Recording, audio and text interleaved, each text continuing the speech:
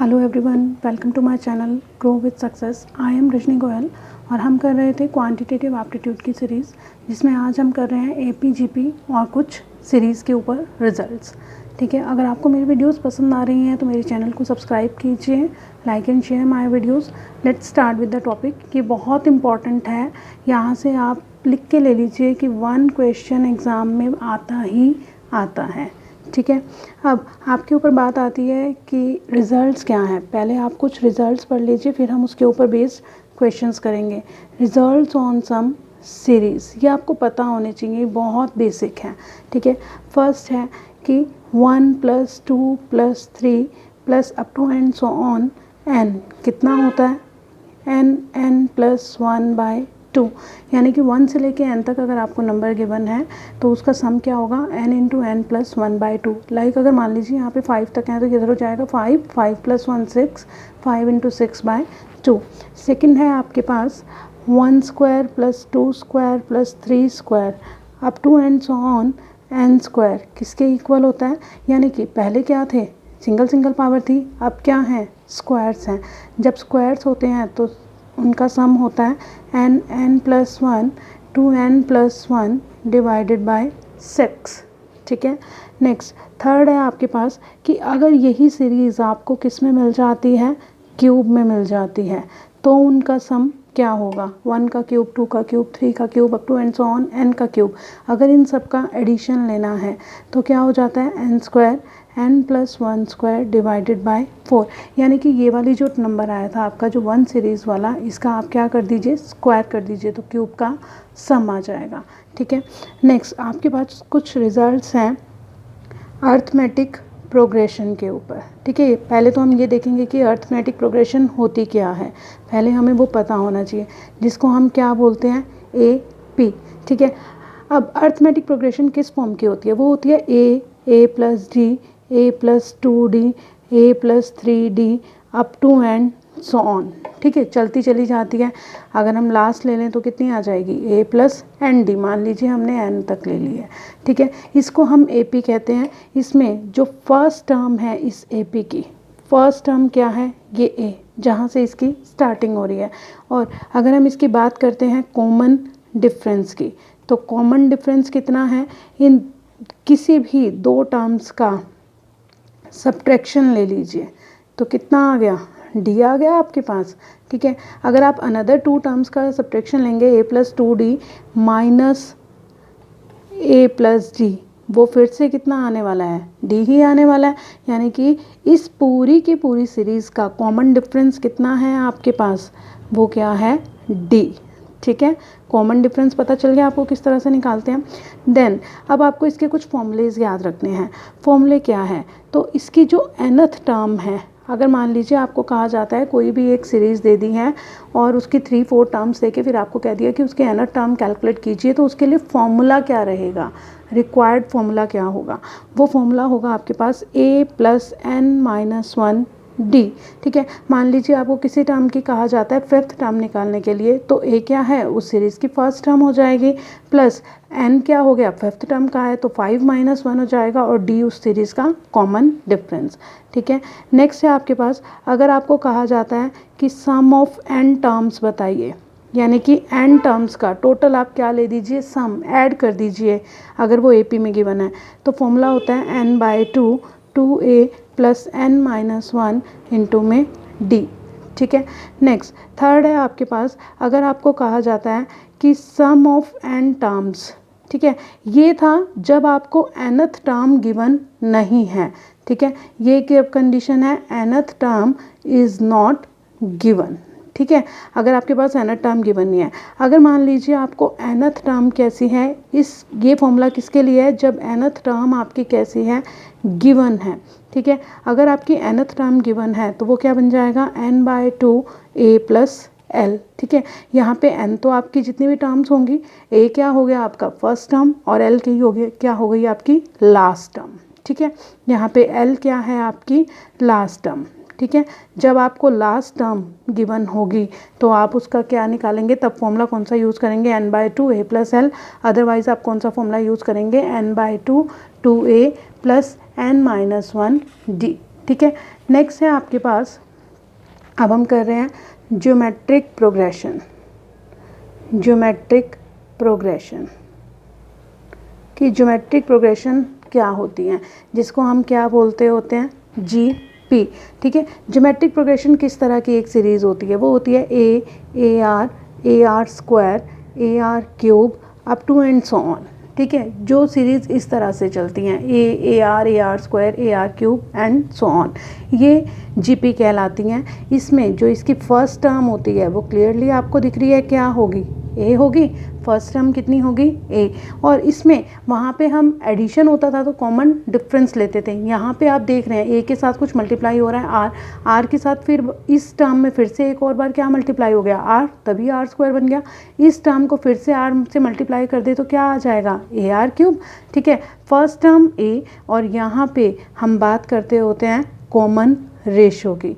Common ratio कितनी है इसकी, आर। जैसे आप किसी भी दो को डिवाइड करके देख लीजिए, कंसेक्यूटिव टू को करना है आपको। ठीक है। एक के बाद एक, कंसेक्यूटिव का मतलब होता है एक के बाद एक।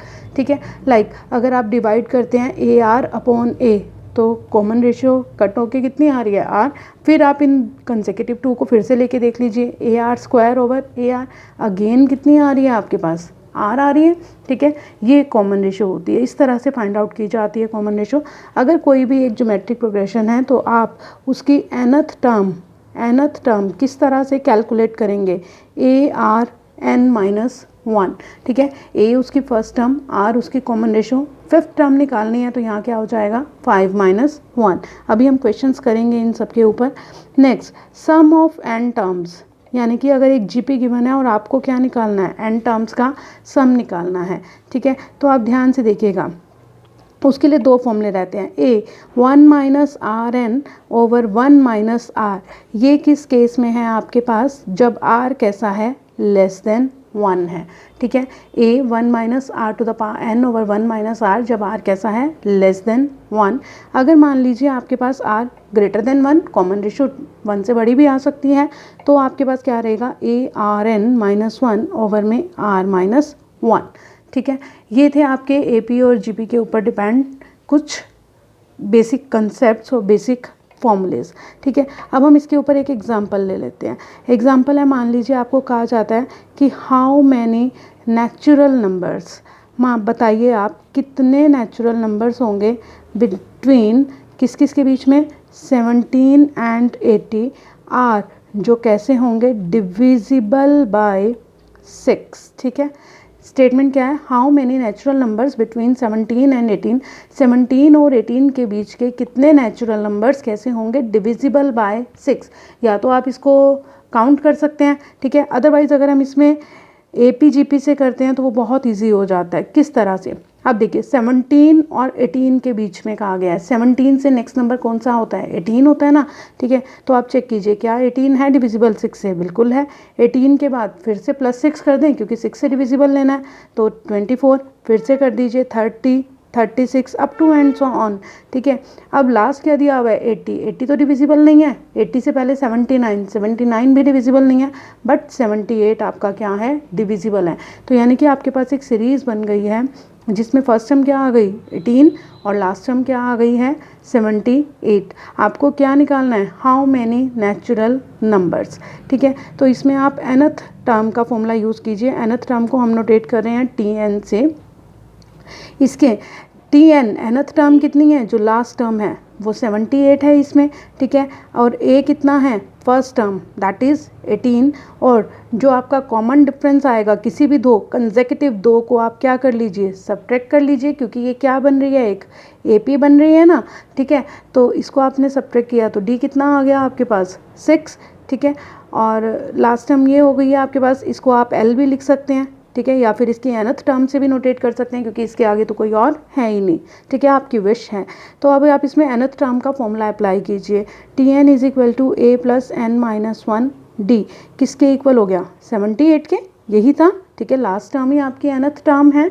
ठीक है। तो ए की वैल्यू पुट कर दीजिए 18 प्लस एन तो आपको फाइंड आउट करना है कि total number of how many natural numbers, total number आपको फाइंड आउट करने हैं ना।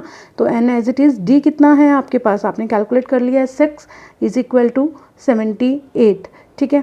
अब आप इसको कैलकुलेट कर सकते हैं, 18 + 6n - 6 = 78। तो आपके पास कितना आ जाएगा यहाँ से जब आप कैलकुलेट करेंगे, n आ जाएगा 11। अगर आप सिंपल इसको काउंट करते तो बहुत टाइम लग जाता, ठीक है। आप इसको with the help of AP आप इसको क्या कर सकते हैं, सॉल्व कर सकते हैं। क्वेश्चंस क्या हो जाते हैं, बहुत ईजी हो जाते हैं, ठीक है। नेक्स्ट एग्जाम्पल है आपके पास एग्जाम्पल 2। आपको कहता है कि find sum of all even natural numbers less than 75, ठीक है। क्वेश्चन क्या है, आपको सम निकालना है उन सभी इवन नेचुरल नंबर्स का जो कैसे हैं 75 से छोटे हैं, ठीक है। इवन नेचुरल नंबर अपने आप में कहाँ से स्टार्ट होते हैं, 1 से स्टार्ट होते हैं, ठीक है। अब सब सारे के सारे लेने हैं। 1 तो क्या है आपका, ऑड है, तो फर्स्ट क्या बन जाएगा आपका 2, ठीक है। 2 प्लस सम निकालना है ना हमें, तो प्लस लगा लें, 2 + 4 + 6 up to and so on. किससे छोटे होने चाहिए सारे, 75 से। 75 से छोटा लास्ट क्या हो जाएगा 74, क्योंकि 75 क्या है, ऑड है। ये फिर से क्या बन गई है आपके पास, एक AP बन चुकी है, ठीक है। AP, अब AP है तो हम उसकी फर्स्ट टर्म लिख लेते हैं, कितनी आ गई 2। कॉमन डिफरेंस ले लीजिए, किसी भी कंसेक्यूटिव 2 को सब्ट्रैक्ट कर लीजिए, दैट इज़ 2। अब आपके पास ये पता कैसे चला कि ये AP बन रही है, आप देखिए इनके बीच का डिफरेंस कितना आ रहा है 2, इनके बीच का भी डिफरेंस कितना आ रहा है 2।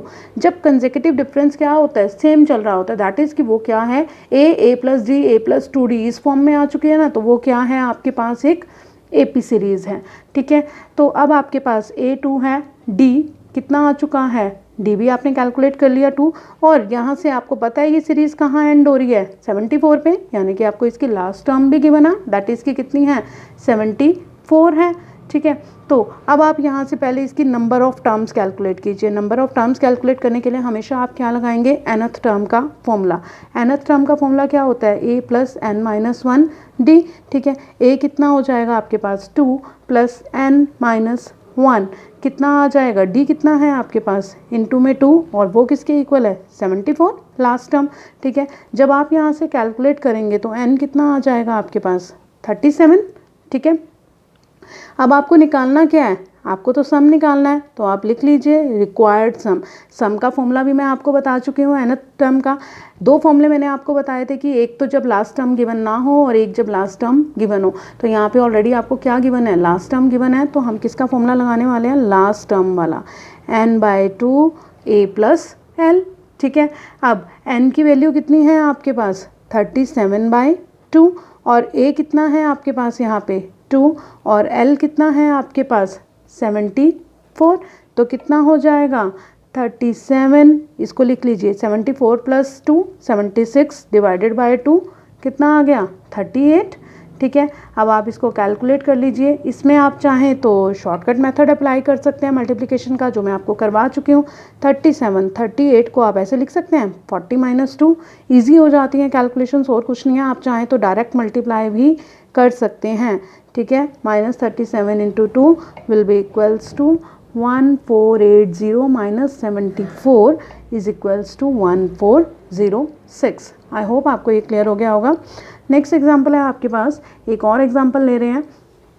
आपको कह रहा है कि फाइंड कीजिए सम, किसका सम निकालना है 2 + 2² + 2³ up to and so on 2 to the power 10 तक का, ठीक है। अब ये कैसी है, ये आपको क्लियरली देखते ही पता चल रहा है कि ये क्या है, एक GP बन रही है, जिसमें फर्स्ट टर्म क्या आ रही है आपकी 2, और कॉमन रेशो किसी भी 2 कंसेक्यूटिव को डिवाइड करके ले लीजिए, तो कितनी आ गई 4/2, दैट इज़ 2 आ गई आपके पास।